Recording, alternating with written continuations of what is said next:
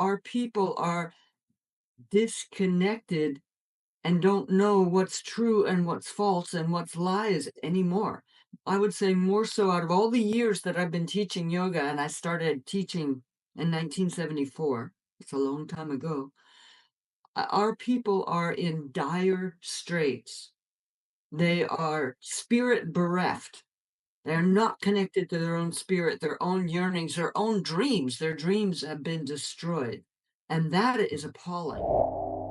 Hey everyone, I'm Matreya, and this is From Darkness to Light, a conversation series where I talk to world-renowned healers, spiritual thought leaders, and artists on the subject of anxiety and depression. In this episode, I'm joined by two extraordinary visionaries whose work bridges the gap between ancient wisdom and modern-day healing. Anna Forrest, the incredible pioneering force behind Forrest Yoga, and powerful medicine man and artist Jose Calarco.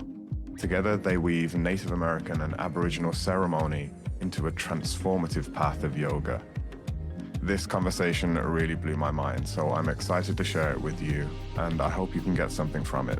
If you do like this conversation, make sure to hit the like and subscribe button. Enjoy.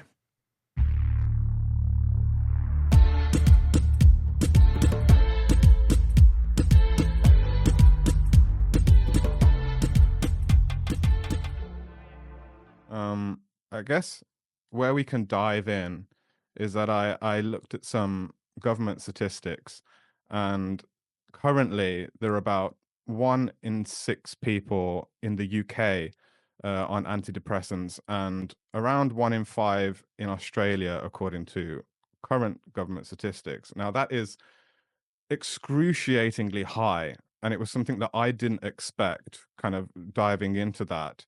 Actually, I would have expected it to be more so, because if you only looked up antidepressants, it doesn't include all the other pharmaceuticals people are taking addictively. And I And think that's an important number to look at. yeah, Like, and what are the and and numbers what that, I mean, private they, doctors are administering, and I yeah, mean, well, I couldn't even find any statistics on the US. That was that until since like 2024. I think the last thing was kind of public. But how are you to know? And I'm sure that this is only people who have been diagnosed and have actually gotten treatment. Who yeah. knows who are getting it and who's actually been diagnosed? But it's what the hell is going on? I mean, from your Well, perspective.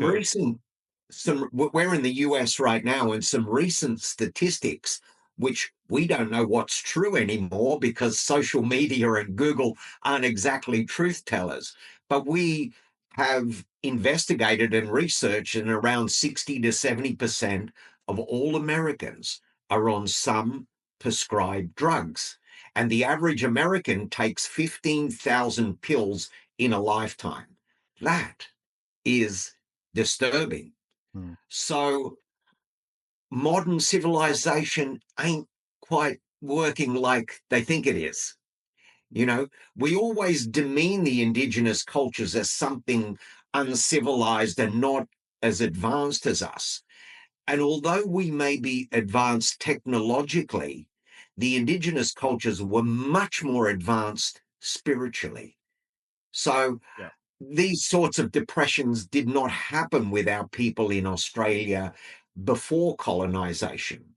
There's no such thing as mass anxiety and depression because we had a connection with nature and we had a spiritual way of life where everyone in the community was given specific roles and duties, and there was a passion and purpose to Indigenous ways of life. Since 2020, things have got much worse. And the reason we know that is because Anna and I just don't teach in America, we teach worldwide. So this is not an American problem, it's a global problem. And since 2020, with the max vaccination and dependency on drugs, the situation is totally out of control. With the benefit of pharmaceuticals is that it disconnects you from your pain. But it disconnects you from being able to feel your heart yearnings. It disconnects you from your kinesthetic intelligence. It disconnects you from your spirit. So the trade-off is not very often worth it, because our people are disconnected and don't know what's true and what's false and what's lies anymore. I would say more so out of all the years that I've been teaching yoga, and I started teaching in 1974. It's a long time ago. Our people are in dire straits. They are spirit bereft. They're not connected to their own spirit, their own yearnings, their own dreams. Their dreams have been destroyed. And that is appalling. It's Yeah. actually called, yeah, it's called soul loss. Yes. And the Aboriginal people tell us with soul loss, all the purpose of life gets thrown out the window. All the reasons to wake up in the morning, you have no more reason to get up. But the good news is that soul retrieval is very, very possible. And in shamanic practices, this is exactly what we're bringing into Forrest Yoga now, soul retrieval. And it's not so easy as, first of all, getting people off addiction and dependency ain't an easy job. It's a day-to-day chore, and people need a program because it's not just a physical thing. You got to move the body, still the mind, express the emotions, nurture the spirit. So each sector needs to be worked on. And this is why yoga is not enough. Like the physical postures of yoga, it's not even the first yoga. What I teach in Forest Yoga is the first yoga. And the first yoga is diet and lifestyle. That that's the first yoga. And then comes the postures and the meditation and everything after. But if you've got a crap lifestyle and diet, it doesn't matter how much exercise you do, you will never ever be happy. I guess that's a good, yeah. Go Uh, ahead. yeah, I just guess that's a good point, a good place to sort of build on a practical, tangible path toward reconnecting with our spirits, because it's something which is ethereal and it's hard to grasp, and it's such a large concept, or sometimes a concept for people which they can't even imagine. What is spirit? How do I even connect to that? How would I even connect back with this land that I've been so estranged from? Actually, I don't even want to be on the planet Earth. I have absolutely zero connection with this earth. There are sensitive souls that I'm sure there are plenty of sensitive souls and younger souls, like you said, that have absolutely zero hope now. Their dreams have been dashed. They're completely disconnected. Their psyches are fragmented in this way, which causes this power loss, this soul loss, which requires retrieval, which is a incredibly subtle and delicate process, which can be quite dangerous also. And I just wonder how we can start building this journey back towards this place, but now within modern day society where we can't forego our phones and our Wi-Fi and certain things anymore, because I think we're sort of meant to awaken with these things around us now, and try and integrate practices within this to mitigate the things the problems that they cause. But I guess with on this path, how can we really make this tangible to bridge this gap between something which is here and physical and something which is non-physical? So I have two roots that go into that. So the first one is that how I view people with addiction is that it's an attempt to fill this gaping hole inside where the lack of connection to something authentic and true, like your own heart, your own spirit, your own dream, has been cut or disguised by the drugs of pharmaceuticals. So, all right, so that's one. And two is for the addicts that are listening, and if they're starting to dive down, like, oh, going into even more of a depression on it, to recognize that the person, the aspect of you that addicts, could actually be your most artistic self, but has gotten into trouble. And so to start pulling that aspect of yourself out of the addiction prison and starting to quest for what is it that person really needs to do, whether it's doing yoga or painting or music, or even if you don't know what it is you're supposed to do, you can use all of those tools to begin to unfold this person that only knows how to unfold through drugs, Mm, which is a deadly thing to be doing. mm, So, for part of my healing, what I had to do was come down with some bottom lines that I couldn't lie to myself or talk mm, my way out of it. And it was just like, I'm not drinking or I'm not vomiting as a bulimic, not doing drugs, no matter what. Even I could understand that in my most lying self, no matter what. So instead, I would do sun exercises all night when I was craving drinking. That was my 12-step program, is doing sun exercises until mhm, sunrise. And that worked for me. It's like I would be soaking wet, sweating, and strong and virtuous instead of ashamed. So not going back to those drugs no matter what, and finding something meaningful to focus on, even if it's just mm, breathe deeply. Start with that. Because with an addict mind, everything feels so overwhelming. So mm. start with something super simple. Active feet, deep breathing. Don't follow that pathway down the addict road. Turn a different direction. Yeah. And We so, also have ceremony as well. Like we teach ceremony, we teach the students or the future teachers of yoga how to do ceremony, where you start. Anyone can become a shaman. Not everyone's chosen to be a shaman, but there's no reason why we can't take the shamanic principles. And like we said, if depression and anxiety needs a plan, it's not just a quick fix, it needs a daily plan. So when we say move the body, we're saying start yoga. A good, look into the local yoga schools around and try to get something meaningful, or get Anna and I, because Anna and I, we really are one off in the yoga world. There's never been anyone in the yoga world like us, and there never will be again, because our songs, our stories, and our experiences are vastly different to any other teacher in the world. We realize that an exercise class is not enough to heal people. Like students come to us with suicidal thoughts, depression, relationship problems, money problems, problem after problem, and they stay in this state constantly. So there needs to be a daily plan. So moving the body, doing yoga, stilling the mind, meditation, go out to nature, choose a tree, and put your prayers and aspirations at the tree's root, sing to the tree, pray to the tree, keep coming back to the site, and cause get some energy going. And then also the emotions. Everyone needs to do a program of insight. So this is why I say yoga is not enough. A program of insight is singing, songwriting, acting, whatever writing, uh, whatever, some artistic field. That's a program of insight.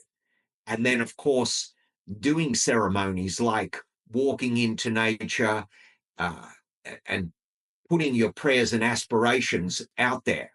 So, as I said before, the body, the mind, the emotion, and the spirit, a daily plan of nurturing all four fields every day. And that's what Anna and I do every single day. Like every time we prepare a meal, we do our best to make it have the most luminosity and life force possible. And we're vegan, or we go on completely plant based. We don't eat processed food. We eat really high quality food, and we do prayers over it. When I first started deciding I'm going to choose life, that was another one of my bottom lines. No more flirting with death. I'm going to choose life. And I didn't really know how, and I didn't know how to pray. So I started running my energy through my food, asking it to align with me to build my life force. That was my first prayer. And then as I started working with Native people in the US, I learned how to do a smoke ceremony, which is like burning sage or sweetgrass or cedar, and learning how to bless myself with the smoke to clean the electromagnetic field, but also giving myself that chance to clean and move off of the obsessive track that my mind was stuck on. And in Forrest Yoga, we teach people how to use the ceremonies we bring and the breathing and the poses to bless themselves. And the singing and chanting. Yes, I think it's not enough now to just be bendy bits of spaghetti. It's that we No, need no. we need to find a way to merge these different modalities into something which is completely unique for each and every one of us. And it's not a one size fits all thing, but everybody sort of needs to go on this path and choose life, like you said, and find a way to connect the dots through this. And I think um from your Aboriginal perspective and from sort of Native American and yogic perspective, this severance from the land as well, and like you was talking about connecting back with nature. But I think that lots of people probably think going for a walk is a bit boring. How do I actually connect back with that thing and feel something in return? And I think how you do that is like you said, being honest with your emotional process at that moment and really giving up your emotions and really going through that and creating a relationship with nature as if it was part of your someone in your family. Yeah. um Yeah. Like, for instance, in Sydney, we have a forest that we go to every day. And it used to be that we found out this later, it used to be an ancient Aboriginal ceremonial site. And there's something like 20,000 bats in the forest. So we choose this spot. When I say just go for a walk, yes, that's just one dimensional a walk. We go for a walk, but before we go for a walk, we put down our prayers and intentions of what we want for the forthcoming year or whatever. And we go to a special tree in this forest that we built a relationship with. We dig a hole, we put the prayers in, the aspirations on the paper, then we sing, then we pray, and we keep coming back to this side to re energize. And of course, in our business, you've got to do all the other work, marketing, emails, accounts and bookwork. But also, we ensure that we have ceremony attached to our business. So, this is what the Native Americans used to speak to trees, speak to the birds, speak to this. They used to form a first-hand relationship, no matter how crazy, middle class white people think that may be. But this is the relationship my people had with the land. So I guess it's And important. It's really important that we realize actually that we're ritualistic beings in that sense, and that is a huge catalyst for transformation, creating that space, creating a environment in which you can be deep in yourself, deep in your feelings, feel safe enough to do that, and then create this sort of relationship with the unseen and give it over and then start working with that path of faith and trust that you're going to get a response. yeah, well, totally. You just look at the history of ceremony. Like, my people have been around for 65,000 years. And there was no such thing as ceremony 100,000 years ago. Humans just dropped dead wherever they were. They weren't buried. There was no nothing. And then somewhere between 60 to 70,000 years ago, someone looked up the stars and said, what the or why are we here? What's the sun? What's the moon? Why are the animals more intelligent than us? Mm, Because we used to watch the animals for knowledge, because the animals had superpowers. They had like a GPS that could go from 2,000 miles across Australia to find water or find food. The animals had the superpowers, not us. So we watched the animals, and the animals educated us how to hunt, where to get water, to do what plants were safe to eat, which weren't. mm, So the animals were our teachers. So we watched the animals and we created ceremony about 65,000 years ago. We just took our basic language, which was the vowels A, E, I, O, U. We created song. We created dances, not human dances. We watched the butterflies, the birds, the eagles, the crocodiles, and we created animal dance. And that's how dancing started. Mm. Dancing did not start just from humans, you know, creating something. They created the dance by animal movements. And all the first songs were about the community, the animals, the stars, the moon, the great mystery. So about 65,000 years ago, we created ceremony to, to find the enigmas and mysteries of life. And then all of a sudden, our medicine men, besides watching the animals, that was one way of knowledge. The second way of knowledge was dreaming.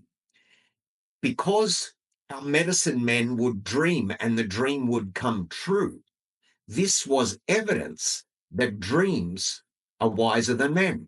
So there's some wisdom in the dreaming. The next step was to walk into the dream time, cross the bridge, and be conscious that we are now in the dream time. And this is where we commune with the Mimi spirits, dead people, and got the knowledge, like what to do, where to go. You know, this area is going to be dry soon, so you move 200 miles north, etc., etc. So ceremony was way before religion. Religion's what, 5,000 years old?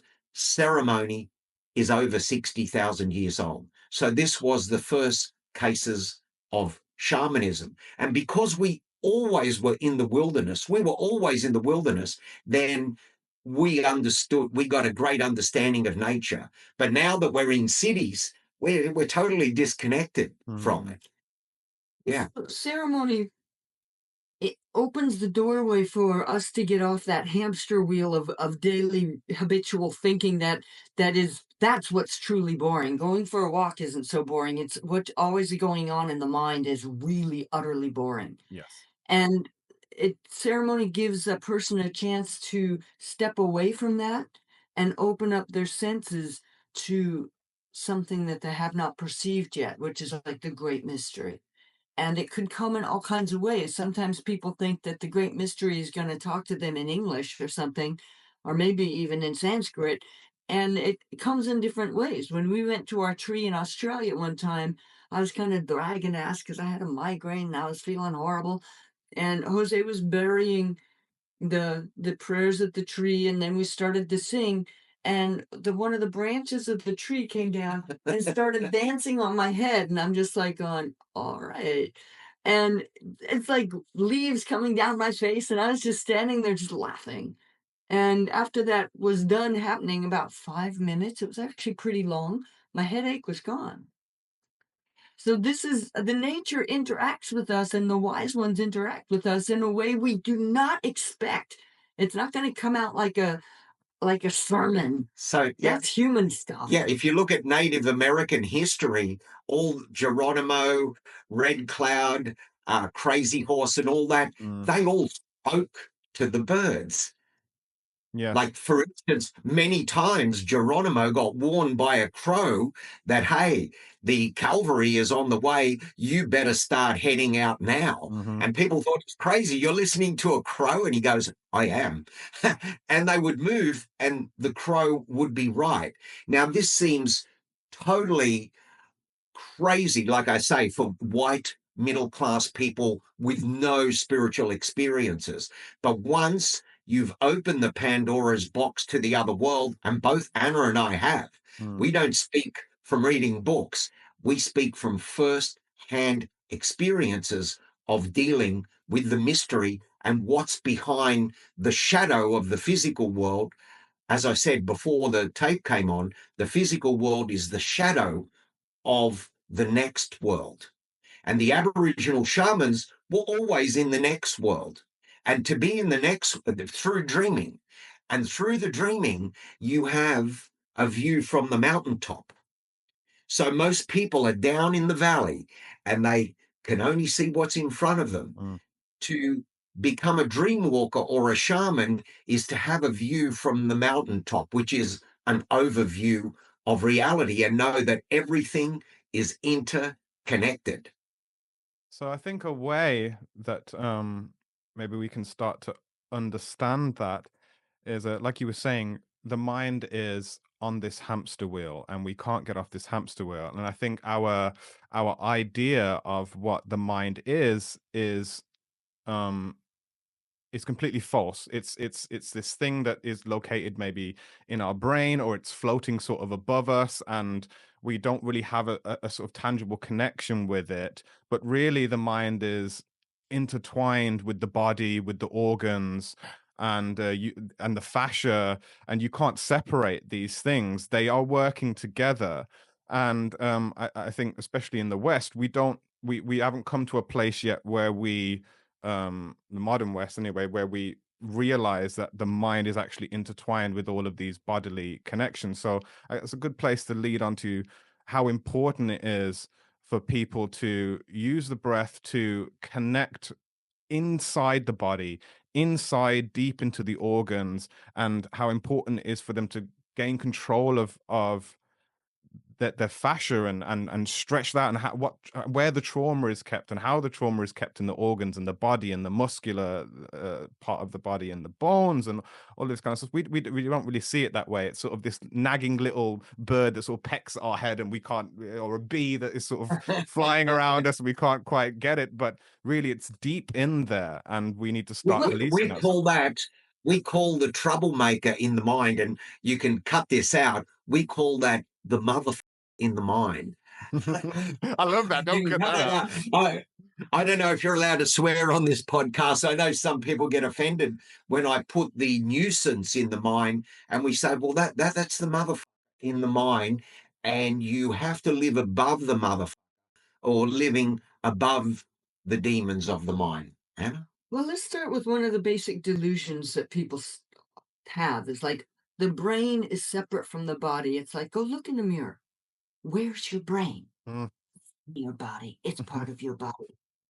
And the making that connection is what makes people kinesthetically stupid. When they believe that the brain is separate from the body, it's a lie. The brain is part of the body. What happens in the body is running through the brain on all levels, whether it's pain or information or whatever. And as soon as you open the pathways between the brain and the body, and you begin to build that kinesthetic intelligence, then you begin to develop this sense of going on your hero's quest into the great mystery inside of yourself. Mm. So even questing for your own healing, it's like if you look at our stories, whether they come from Europe or from the Native Americans, the the woman or the man or the child was put in a terrible situation and had to go quest somewhere for answers. And that's what we're doing. We're having to quest for answers for our own healing, for our own unfolding, for freeing up and recapturing our spirit. And to me, the way that we teach yoga and the tools that we give them is how they can earn their freedom and regain their dream. We don't give people a dream, it's theirs to quest for, but we give them the arena to quest for what would be meaningful as a purpose in being alive. How do you And stay that's so important. how do you stay motivated on that journey to heal yourself? How do you not reach that point where you go, screw it, and the lower death drive takes over, and there is seemingly no way out, or even at some point when you're going on your healing journey, there is a period where it gets worse before it gets better. All the crap starts to release, and there is this Mm. lag period before you actually start feeling better, which is the worst point. And that is the point where you either relapse or you go back into those habitual patterns. What are we aiming for ultimately, that we can put in front of us like a carrot on a stick and say, there's my motivation to heal? That that is my answer, and that is what I'm going to stay motivated to sort of on that path. So there needs to be, once people lose their dream, they're gone. There's nothing we can do. I've been sent to Aboriginal communities in remote locations to try to come up with a plan to get people off alcohol, heroin, and all this. Not easy. It's one of the most difficult jobs ever. So the very first thing I installed was uh, making culture part of life again, like instilling ceremony back into life again. You see, people without a center perish. So it's not the Aboriginal people's fault. The colonizers came to our country and they purposely separated the knowledge, the elders, from the people, knowing that if you take the elders from the people, they lose their center and they'll crash. They did it in America. So the very first thing you need to do is install hope. And installing hope was beginning the cultural road again. So we could see that the older people, they were lost. There was nothing could be done there. But with the young kids, we got them early and we reconnected them to song, dance. And that's what we call a program of insight: singing, dancing, reading, writing, uh, things that create your own sense of hope. And I'm proud to say that to this day, those kids that we developed still have the purpose to live through their dance and culture. And it's the same with people out there, white people that don't have any culture. They need a purpose. And that's why doing yoga, doing meditation, that's still not enough. They need to begin a program of insight. We're talking, you're a singer, a program of insight in the arts. And when you see progress, like if you're learning how to play piano or guitar or whatever, the moment you see a little bit of progress, at first, I'm getting nowhere. But the moment the mind, there was some progress today.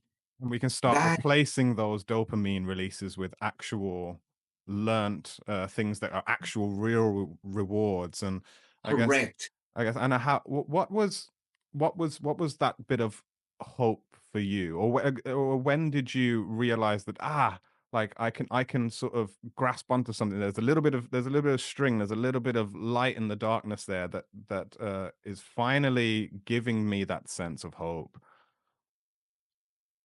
When I would teach yoga or when I would do healing work, either on an animal or on a person, it felt like it was starting to clean the slate of my karma, which felt incredibly filthy. So I did a lot for in service to other people, but by choice, not by force. So that helped me a lot. And as I learned to care for the animals and as I learned to care for the humans, then I could loop that back and begin to learn to care for myself, because that was a impossible, impossible thing at first. Like for me, when I would study what to do for my own healing, my attention span was about that of a flea jump. Done. Hmm. That was it. That's all I could focus on myself, and then it would just be like, bleh.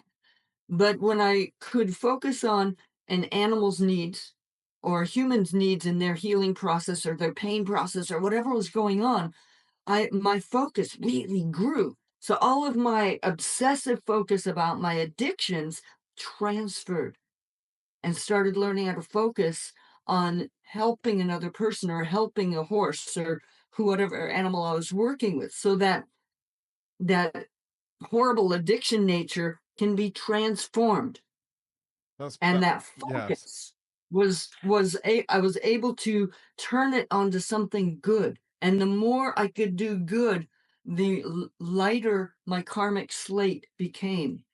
But let's be honest here. It ain't going to work for everybody. Hmm. as I said, when I went on the Aboriginal community, where we were given a task of mass healings, there were some people past the point of no return. Mm. And we had to just give up there and just focus on the children that were the seeds of the future. Like, what gets you up each morning, Matreya?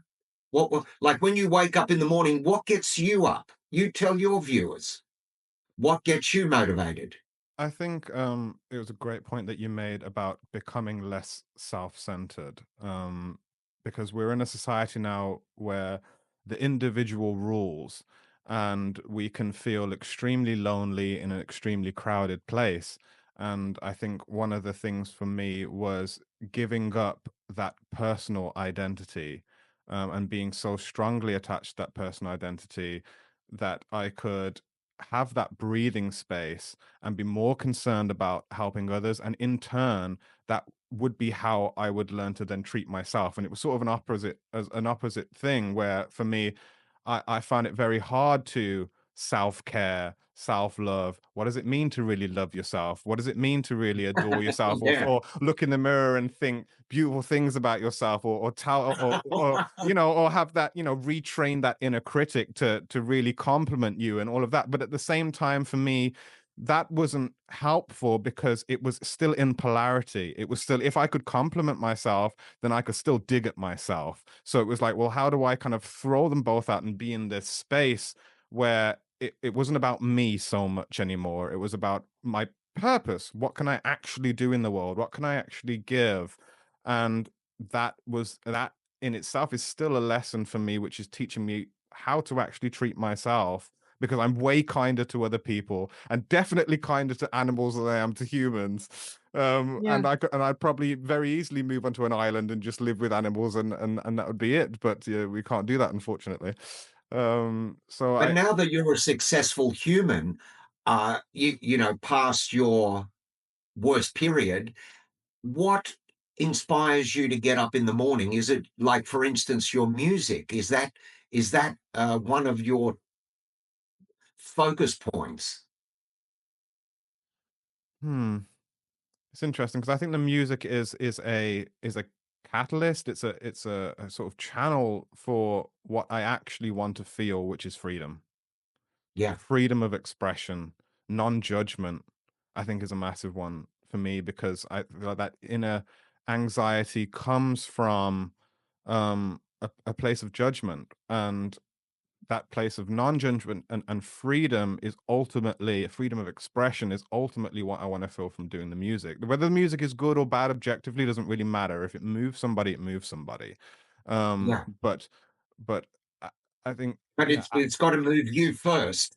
yeah. People say, yeah, like, as long as I'm happy with my music, Mm, I'm happy. I don't care what anyone else says or does, although we do like a little bit of acknowledgement every now and again.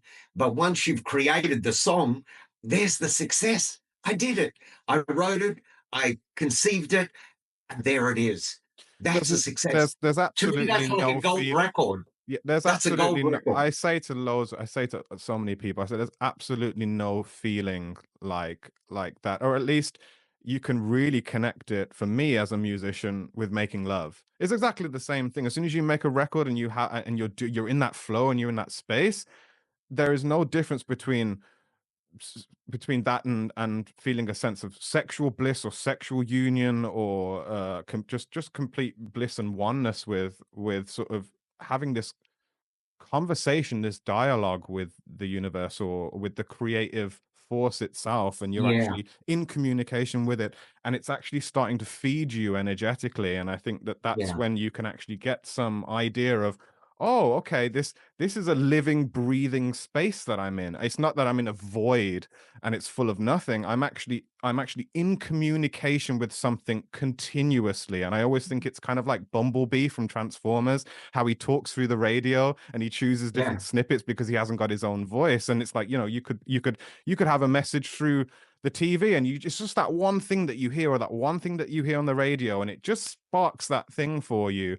But it's being open to it, and it's opening your awareness to it. And I think what you've been saying, through ceremony, through ritual, through community, again, through actual culture, and Yeah, breathing and connecting with the body, this is the tangible pathway now that we can start actually it's connecting to the reconnecting. bigger field. Yeah, it's getting into the bigger field. And we also teach like on the mat in our workshops with the music and with the poetic narratives that Jose reads, or the Aboriginal or personal songs that he brings in. We set an intent on the mat for the person to actually work with for the entire time of the asana section. So it could be something like healing your back, Mm. or it could be learning to embody your spirit. And part of learning to embody your spirit is quieting the mind enough to perceive something other than your own inner babble, which is really damn boring. Yeah. Yeah. But also, you said freedom is important to you. So if you made that your intent, like, how do I do these poses in a way that I'm earning my freedom? Then it becomes so enticing instead of warrior two. It's like, yeah, okay, warrior two. You know, Mm. there's a way of using the pose as the sacred arena for self-discovery. And it's an amazing way to work. And I think that is a massive, probably a massive disconnect here in sort of modern yoga culture, is that the idea of it and what it adds to your accolades in carrying your yoga mat about and saying you're going to yoga, is it gives people the sort of instantaneous dopaminergic love that they need. But when Yeah, they're in there, they're rushing to get to yoga, for one, and then they've got yes, to, which is like, I get it. and I then get you. when they leave, that session's gone, and then the next thing comes, and the next thing. So holding on to that, like, it is that, how you hold on to that, I guess, is through that power of intention, how strong your intention is through that, and how connected you are with actually what you need, and actually what the practice is doing, and how you're sort of utilizing that, is all on you. Yeah, But it's a matter of like with the yoga practice, it works if you do it, period. And you Yes. need to do it every day. It's like brushing your teeth. You need to do it every day or you got fur growing on your teeth. I think you need to do yoga every day or you got this detritus toxic crap growing on your soul and in your mind and in your cell tissue every day. And you need to clean it off and then go through the life experience with that centered, clean feeling. yeah. And Anna and I worked out a very, very long time ago, yoga is not enough. And the Western world needs to realize what we've known for 60,000 years: reason and intellect can only get you so far. Reason and intellect can get you a job, it can get you a lifestyle, but it can't get life itself. And that's why we bring the ceremony into the yoga practice. Yes. This vision questing, this deeper way of having this experience. I mean, it's not just like listen to the music and bop out to it because it's cool, even though it is. There's more to it than that. There's rearranging your electromagnetic field with the music. There's healing with the music. There's all kinds of incredible gifts if you go after Yeah. it. So that's why in Aboriginal culture, we created walkabout. Walkabout is something that does not include reason or intellect. And that's could be going for a 100-mile walk with no food or no provisions, like a vision quest of walking through the desert and then coming underneath the mental noise and coming into the place that a lot of people, shamans, call the second attention. And that is the fertile ground where we come above something that's greater than reason and intellect. See, with science and doctors, there is nothing greater than reason and intellect. But Yes, but it's probably that's the reason why we're in this mess, is because thank you very we much. have That's the reason we're in this mess. Yeah, yes. that's the reason we're in this mess. Well, I'm wary that you're very busy people, and I don't want to keep you too long. But We could go all day here. we could so go all day. I mean, there's so many different tangents that we can lead it off. I guess a good one to start rounding up on is um sort of baseline practices. If somebody hasn't got access to, I mean, we all have access now. We can go on YouTube. I did a Forest Yoga the other day on you, one of yours on YouTube, and I mean, it's right there. You know, it's right there to do. And I guess that there isn't no real excuses anymore. But what is a baseline thing that someone can start doing now, if they are in feeling in this place where their anxiety is taking a hold of them, or they have no purpose, they have no drive? What is that very first step that they can start now on this journey? Well, yoga is a very, very good start. You know, uh, that, and also, maybe a look at their diet. Hmm. When people say, "Oh, what's making me sick, Jose?" It could be The heavy metal Starbucks every day. poisoning, plastic poisoning, despair, anxiety. There is so many variables now. What could be wrong? Yes. But I would say definitely, from what I've seen, is start yoga, and not yoga online. You need to go into a class with people. Online just isn't the same. You need to go into a class and just begin a very simple basic yoga.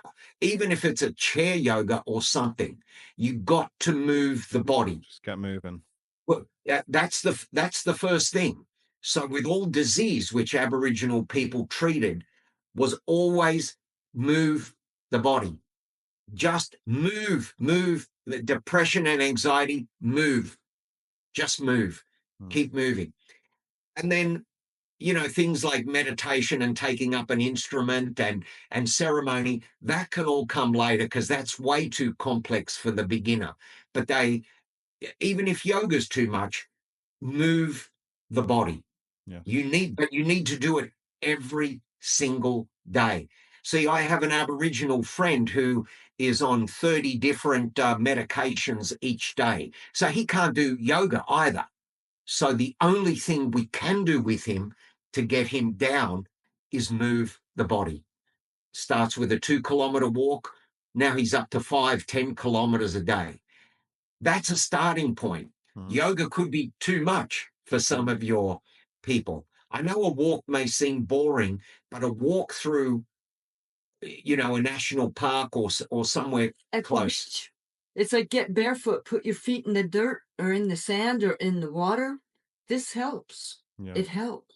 Yeah, we all know And about grounding now and these things, but yeah, Yeah, but we kind of are a bit like, "Meh, we haven't really got the people." A lot of people, that they don't really got the energy. I haven't got the time. I've got work. I've got this. I've got to do all of that. Is it really going to help? Is it really this and that? And I think, uh, to some extent, you do have to reach a point of desperation with this. You do yeah. have to reach a lot of people have to reach a healing crisis for it to snap. And unfortunately, that's how it sort of wakes a lot of people up, is that they hit a The bubble crisis has to point, burst. You're right. and then you know, it comes online.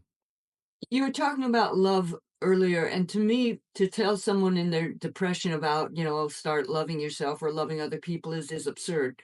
Mm, It's like cooking a gourmet vegetarian meal when they don't even know they don't know that eating McDonald's hamburgers is poison. They don't even know that much. They're not going to cook a good meal for themselves.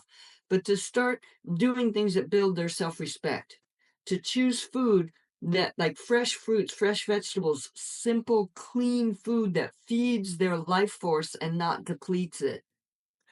Going for a walk builds self respect. Reading 10 pages in a book builds self respect. You just start with little things, yeah. because in our culture, we say from little things, big things grow. Mm, But also starting to perceive what eats your energy like a parasite. Like when people get sucked into social media or gossiping and it depletes you. So if you stop doing the things that deplete you, like you're smoking and you're drinking and you're gossiping, you just stop that shit then you got energy for something else because a depression person, people can load all sorts of things like, oh, you should do this, you should do that. It's like, baby, I can't even get out of bed to take a Yeah. piss. So it's like, what do you do with the needing to get out of bed to take a piss? Yeah. Well, start breathing deeply. So, so Matreya, you need to do a list. Good wolf, bad wolf. And then look at all your actions in the day. Oh, I just went for a walk. Good wolf. Feeding the good wolf. I just read 10 pages of that interesting book. Good wolf. I just had a beer. Bad wolf. I just smoked a joint. Bad wolf. I just went into depression for 3 hours and allowed it to continue. Bad wolf. So the Native American shamans tell us the wolf that wins in the end of your life is the wolf that you feed. And as we say, it can just be little actions because people that are hopelessly addicted, and I've been with those already, Mm. it has to be little steps. And even yoga is way too much of a big step for the people I'm was dealing with. Yeah. So it has to be from the little things, the big things can grow. Totally. Little Totally. actions, micro actions. Well, that's beautiful. I really think that that is useful, really useful stuff for people, because when we're in that place of anxiety and depression, we love to create all sorts of justifications, I think, and validations as to why we're there, why it's important that we're there, why everyone should respect that we're there and give us space and let us wallow in that. We can come up with 1,000 justifications. And like you said, everybody then wants to shower you with recommendations of what you should be doing and shouldn't be doing. But if we can just close our eyes and really breathe deeply and actually feel what's going on in our bodies, actually allow us to feel that sadness or anxiety, because how you Yes. can never get to the root of it if you're not going to feel it totally. And Yeah. to allow ourselves to finally give that space. And like you said, it's not just about doing a yoga class online, but the sense of community and intention is so important to making that work.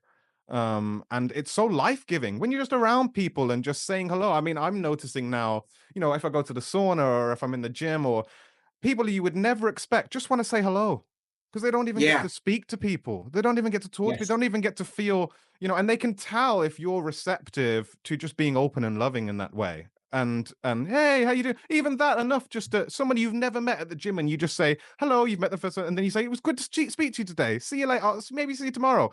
You leave and you think, wow, you can feel that little bit of, Yeah. upliftment in you, and it's so Totally. tiny, but we're so deprived now. We're so deprived of this connection, that, just getting on the wheel, getting on the ladder is very hard. But like you said, it's a tiny little step, but it's a huge Tiny leap. steps. And the reason I know that is like with the people that were on the heroin, people said, well, what are you telling them to do? And I said, nothing. I said, you can't tell a heroin addict anything to do.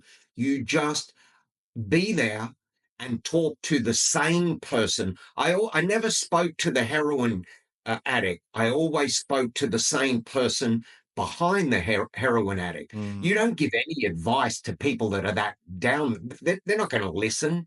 And unfortunately, you have to wait till the bubble bursts and then they come to you. And then you can begin the little steps, mm, because even the little steps are way too much when they're at the height of this addiction.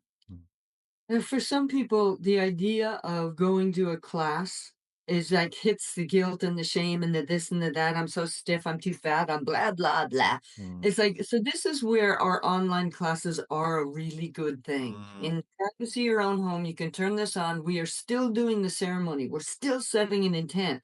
And you can do the class or do part of the class. You make a start. Yes. Every time you sit your butt down on the mat, you make a start, but you have to get on the mat. And all the excuses about why you can't are lies. So get fascinated with living moment to moment without lying to yourself. That is a very cool thing. Yes, and that's a huge catalyst then for how you live your entire life. As soon as you make that vow to stop lying to yourself, everything inside and outer that has been starts to deconstruct, and then you're Yeah. playing the game then, you know.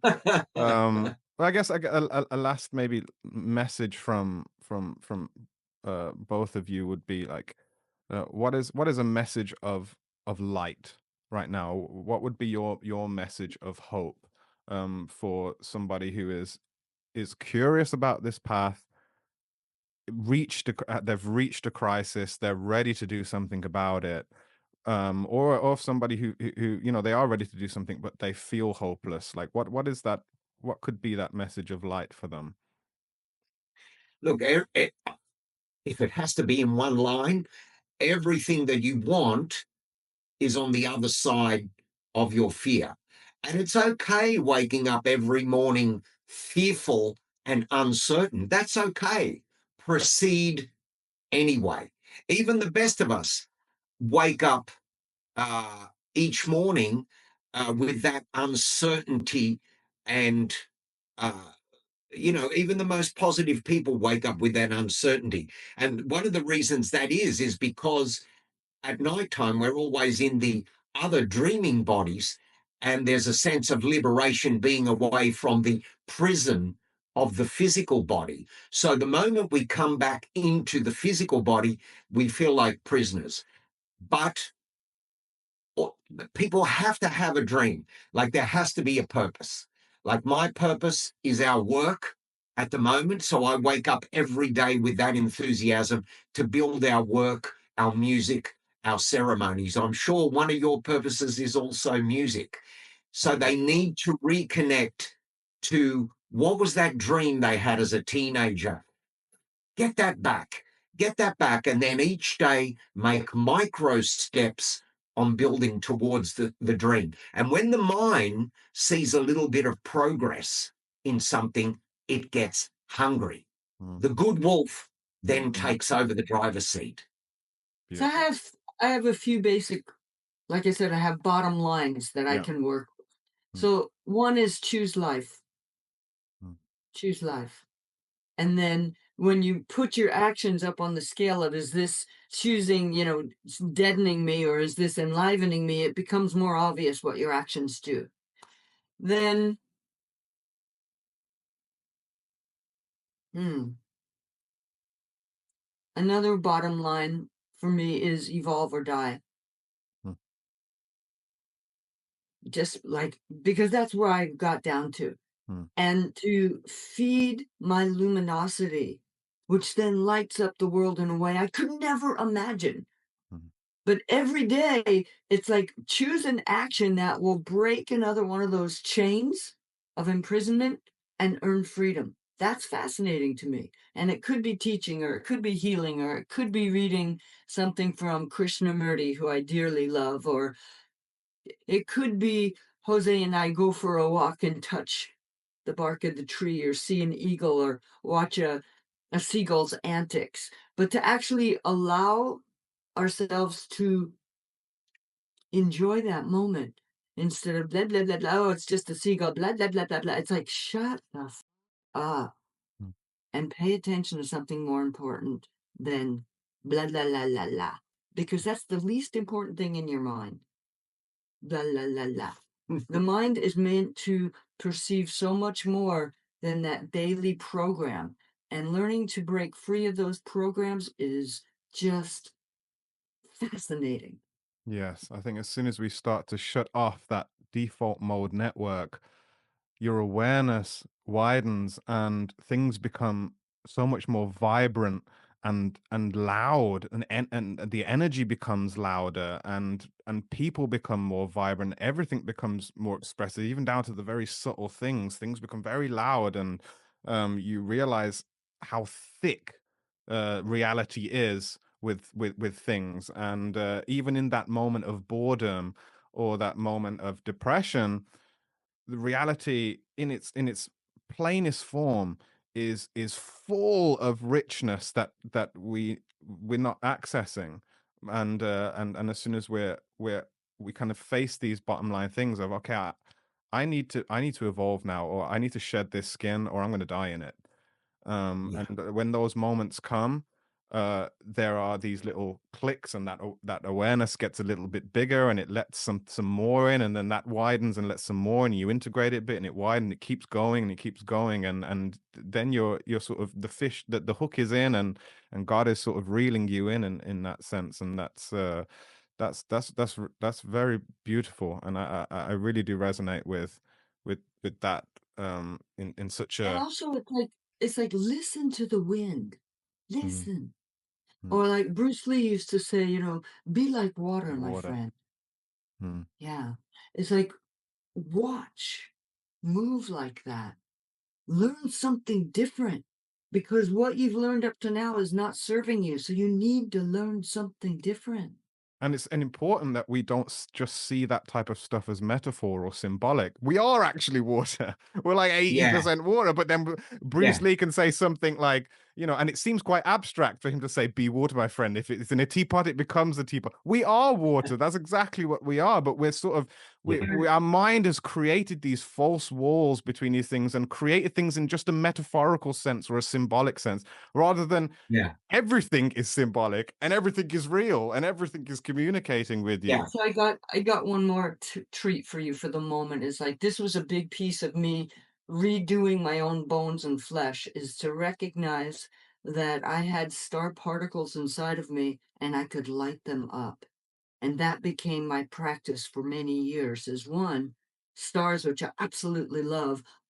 I'm a part of them. They're a part of me. Hmm. This is absolutely true. I'm made up of the same ingredients as Six stars. ingredients that make up the universe also make up the star particles of a human, but of course in different. We've actually got some poses called star spiral pulse. But yeah, just look it up on Google. What's made of a star? What's a human made of? Yeah, The same carbon, ingredients for the whole nitrogen. universe. It's obvious, but we lose that connection that, hey, maybe the ingredients of the universe are different to us. No, It's we're too all, obvious. it's the Well, same. sometimes we get in this deep depression about, oh, my dysfunctional family and I'm no good. It's like your real family is Hmm. the earth and the stars. Yeah, That's how far your lineage goes. It's way past your little family of origin of humans. Way past that. And it's true. This is what's inside of you. It makes up your DNA. Focus on that. And how powerful and empowering that could feel if we realize that the same power that created the universe is the same thing that is traveling through thus. us and within us. The And Lakota have a name for that. It's called Wakan Skan, which means the great sacred that moves in all things, but it also moves in you. yes, Yeah. Like if you look deep enough and you see the electrons and protons dancing around in an intelligent dance, that's Wakan Skan. yes, it's the macro is the micro, and that as we look at that solar system, we just kind of hone in and keep honing, and we just reach another solar system and another one and another one, Yeah. and it keeps going. Yeah. Uh, And the Aboriginal people tell us that the Great Spirit is always in communion with us. We've just got to stop looking and begin seeing. And that's what shamanism is all about. When you get to the point where the whole rhythm and rhyme of life and the universe is working with you. mm, So the shaman knows that when he's centered, because everything is flowing in rhythm and rhyme. So for Anna and I, everything is flowing in rhythm and rhyme. We're not going against the wind anymore. We're traveling with the wind. We've surrendered. mm. And life is a hell of a lot easier Mhm. to be on this side, to do things the way we're doing them right now. Rather than paddling upstream. Oh, we're not paddling upstream anymore. We are in rhythm and sync with the universe. And that's what shamanism's about, ultimately. Yes, there is a rhythm that precedes us that we can tune into and release to, that will actually take care of us if we can let go enough. And We have I to think, surrender. and surrendering is an active process. It's not sort of passive process, which I guess Yeah. it's sort of seen as it's this. oh well, I can't just surrender. I've got to keep control. Well, actually, surrender is probably it's more active Well, than trying to keep control. yeah, look, Anna and I are very active, but we surrender to outcomes where the outcomes will do the best we can to get the outcome we want, but we won't force the outcome. We surrender and know that the outcome is what is best for us. Sometimes we've had a major event cancelled, then we've lost big money. And we thought, okay, there must be there's something else in this Mm. story. And then weeks later, oh, we just got a contract with Brazil to, in the Olympic Games. This is an actual experience that happened for Anna and I. So even though it seemed like the end of the world, losing all this money with the cancellation of a teacher training, what came next was a contract for the Brazil Olympic Games for my company, which Anna and I went to. So that's what I mean by surrender. If something really bad has happened to you, just know that there will be medicine for you, the proper medicine for you somewhere down the track. Just like in our fairy tales, right? When the person goes on their hero's quest, all kinds of terrible things happen, right? They get imprisoned, they get beaten, or they get raped, or they get almost killed. But in the end of all of that stuff, they gain treasures. They gain their strength. They gain their connection to spirit. They gain a reason for being alive. And then they're That able it to does, share that with the community. yeah. Yes, like Anna did. Yeah, yeah. Yeah, And I just want to, the example that Jose was using is like what was so interesting about, we had this cancellation in the US of the teacher training, and it was like, oh no, like how are we going to deal with this? And yet the offer that came in for Jose, and then he got me invited too to go to the Brazil Olympics and have a descendants perform for them, also answered a deeper prayer of how are we, these two people who live on two opposite ends of the planet, going to weave their future together. And this was helping weave our future together. So it was a beautiful momentary thing of that month, but also it set the next chapter. And I think yeah, that's really beautiful. And I think that as soon as you start creating that connection with the universe, with whatever you want to call it, you can have you can have that space then to actually ask, why is this happening? And then wait for a response, and actually yeah, have the openness to wait for a response, have that feedback, and then you start building a catalog inside your mind, which is proving your own bias that actually I'm getting feedback from when I'm actually asking these questions, rather than just shutting it off and saying, that's hocus pocus, that's rubbish. Just wait. Just wait. Just say, why? You know what? I'm not going to take it personally. Why has this happened? You show me. If I can't see, you show me, and wait, and then you start getting that feedback, and now you can start actually creating that trust between you and that unseen thing that actually wants beautiful things for you, rather than this world that is trying to attack us all the time, which is what we've been sort of duped into believing, that yeah, this thing is fundamentally trying to kill us rather than trying yeah, to uplift us. yeah. Well, It's a great way to look at pain, you know? hmm, It's a yeah. way to look at pain. Pain and heroes can be born from pain, anxiety, and depression. And Anna is a living testament of that Hmm. because she hit the rock bottom. I didn't. I didn't. Anna did. That was Anna's medicine. My path was totally different to Anna's. But she hit the rock bottom. She came back. That means the people watching, you can come back as well. Yeah, No problem. there's healing possible, but it probably will not show up the way you think it will. Because if you could conceive of how to do your healing, you would have. So you need to go a little bit out on the limb and change your diet, stop smoking, stop drinking, wean yourself off of the pharmaceuticals, do yoga every day, walk, do music, start to incorporate these other beautiful aspects and find out what happens then. Find out. But again, it's little steps, as we said, and healing's not for everybody. I know a couple of people that didn't make it. As a matter of fact, I know a lot of people didn't make it, but they didn't even try. They didn't even try for the little step. Yeah, I think sometimes it's easier for the soul to just think to just I'm going to put this body down and start fresh because Yeah, it's too conditioned at that point totally. in Yeah. order to And unplug what if that doesn't work? What if you bring all that heavy back in. conditioning and imprisonment into Yeah, you, but you don't even know why you're imprisoned? It's like, look at what you got here and perfect. change what you're doing here. And here's the thing, just talking about the afterlife, people who decide, oh, I'm going to stop, so therefore I'm going to give up on this life, die, and start fresh. It doesn't work like that. Because even though the body dies, the thinker continues. And we already know this in Aboriginal shaman. The moment the body dies, the thinker continues. So there's still the anguish and pain of living in that mind. So there is no escape. You take your body, but the thinker continues.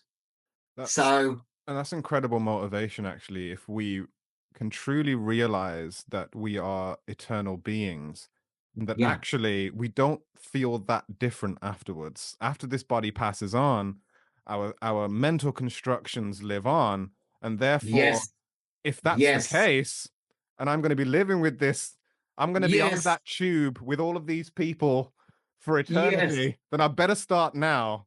Which is yes, it's liberating at the same time to know that you're eternal, but at the same time, it's a kick up the arse because you think, well, I'm going to carry this for what? Am I going to live with this for existence? Well, the time is Yeah. now. Then, Solve this problem. solve it while you're here, Yeah. because taking your life, it just continues in the next plane. Like Problem. if people think like, oh, the only way out of this anguish, this was my belief too. The only way out of this suffering and anguish is death.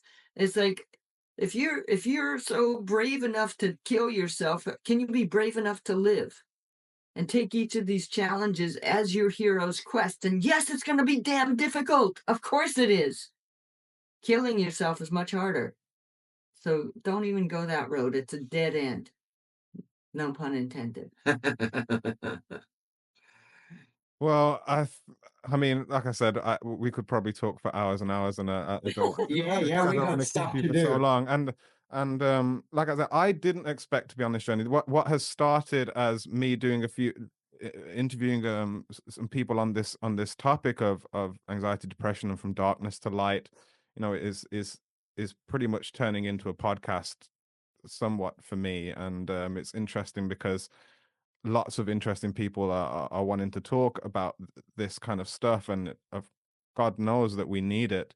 So I'm just following the breadcrumbs similarly, and seeing, okay, then you want me to do that? Okay, I'll see what I can do, and I'll see where I can be a help in that. But it would be lovely to reconnect and do something further, because there are so many Where places that are we you, could take it. Matreya? Where are you living at the moment? So I'm in the UK. I'm in Birmingham. In Birmingham. We'll be in Yes. London next April. We invite you to come. We're doing a 9-day teacher training. Please come along, even as a guest, and just be there for some of our morning ceremonies. Yeah. I mean, Or all of them. yeah, I could totally. We could sing together and Yes, or something like that. That would be we can sing beautiful. together, we can play together.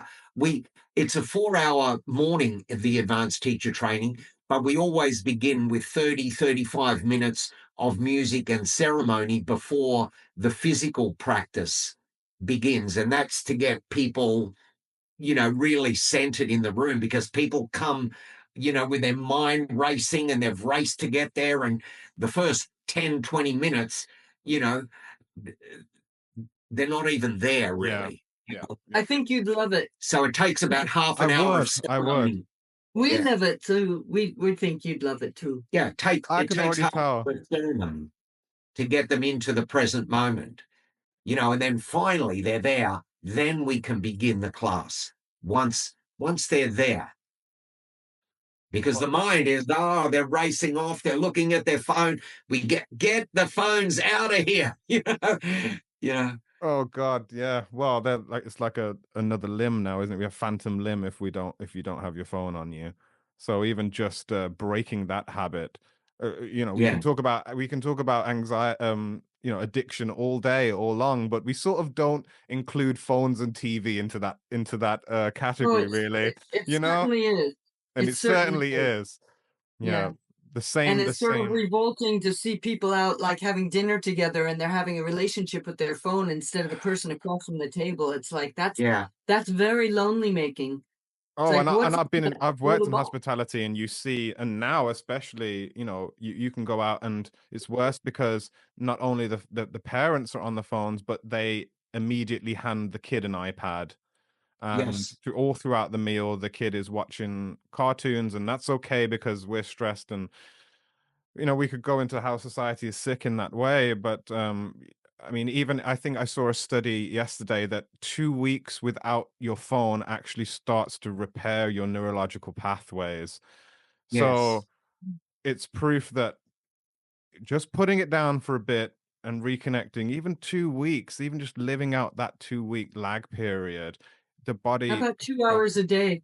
Let's Yeah. start with like 2 hours a day. or Yeah. even like you said, 5 minutes just deep breathing Sure. before you actually get up in the morning and not listening to that first Blah blah. hamster wheel of that. Okay, no, no, no, no, no. I'm Yeah, just gonna yeah. breathe. Look, yeah, Matreya, we do need social media, Forrest Yoga, Jose Mhm. Calarco, to get our songs and music but you use it the way you want. Don't let it use you. You use it the way you want to do it. A lot of female yoga teachers now, likes is the new love. So this is disturbing. Posting 3 times a day, not about yoga, not about anything. It's just about getting approval and acceptance. Yeah, And if you can get over 100 likes a day, that equals love. yes, it's a Superficial AI superficial. love. Yes, it's Superficial love. yeah, it's your digestive biscuit, but it's only got chocolate on the one side, and what you really want that, you want that Belgian chocolate, but you've just got chocolate on the one side, and the other side is Yeah. completely plain and without any life force. And it's a Yeah, facade. And then you need it every day. We know hundreds of people like this. They need the likes every day to continue. and it just will not fill that gaping, bleeding hole inside. It Yeah. will not, It ever. will. It's disturbing, but it's what No, we're I living think, like. and that's exactly why I've loved this conversation, and I was so excited to talk to you because there's a radical truth in this, which I know I resonate with. I've always been somebody who has preferred the radical truth, has to actually get me moving than the wishy-washy stuff and the dogmatic stuff and the stuff that is just there for to add to the personality as another medal on the shelf or whatever. It's like, it like you said, I guess because I'm a musician, we have a sort of built-in melancholy that we work with. So it's not hard for me to go into deep dark places, um, and come out the other side. I'm quite familiar with traversing very dark spaces. But like you said, it's either evolve or die. It's either come into the light or be in that dark space, until you decide, okay, I'm going to get out of this. And it's until you decide, and that could be this lifetime, it could be the next lifetime, it could be in 1,000 lifetimes, but until you make that decision of, okay, no more, then the Yeah. construct can start shifting for you, I guess.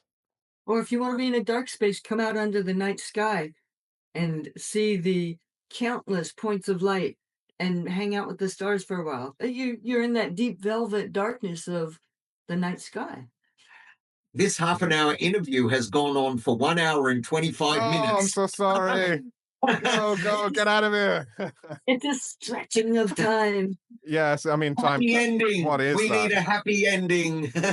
Yes. Well, I think ultimately there is a message in there of light and hope that no matter what place you're in, that if you make that decision and you start now and you make those tiny micro adjustments daily, then probably in a shorter time than you can imagine, in a way that you won't expect, profound healing can actually happen to you regardless of anybody saying, or any doctor saying that, well, this is terminal, or this is this, or you're not going to get over this, or this is done.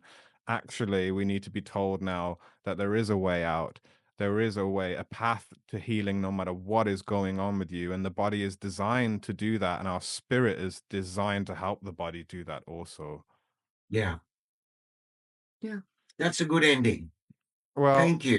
thank you. Thank you so much for doing this. Honestly, it's been an absolute blast meeting you both, and I'm in awe, and I'm honored to sort of cross journeys with you in the dream time, in this Oh, little yeah, we can meet segment. there, no problems. And in London. And And in in London, London. oh, yes, totally, totally. I will definitely be there. I'll definitely be there for that, and And we'll so will we'll, we'll we. keep it. We'll keep in touch, and I'd love to speak to you again at some point, and really go into some deep. We've already gone into deep territory now. I mean, I thought we were going to sort of stay on the surface and be a bit commercial, but to hell with it. Like, Nah. let's go full deep, and yeah, there's so many places we can go. So again, just thank you for your time, and Thank you. It's a pleasure to meet you. absolute pleasure, Anna. Absolute pleasure, Jose. And let's see.